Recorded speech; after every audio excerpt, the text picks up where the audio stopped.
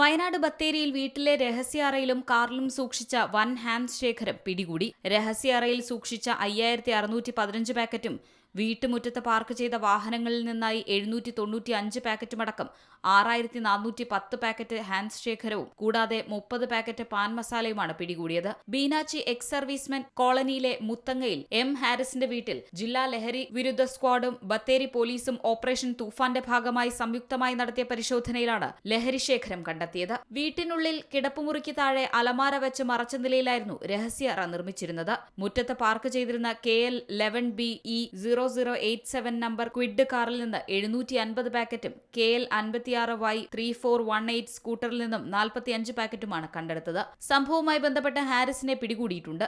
കഴിഞ്ഞ മാസം 7-നും ബത്തേരിയിൽ നിന്ന് വൻ ലഹരി ശേഖരം പിടികൂടിയിരുന്നു. ബീനാച്ചി ദൊട്ടപ്പൻകുളത്തെ വീട്ടിൽ നിന്ന് 7 ചാക്കുകളിലായി 12,000 പാക്കറ്റ് ഹാൻഡ്സും 1800 പാക്കറ്റ് കൂൾലിപ്പുമാണ് പിടിച്ചെടുത്തത്. വീടിനുള്ളിൽ അലമാരയുടെ പുറകിൽ രഹസ്യ അറയുണ്ടാക്കി ചാക്കുകൾ ഒളിപ്പിച്ച നിലയിലായിരുന്നു.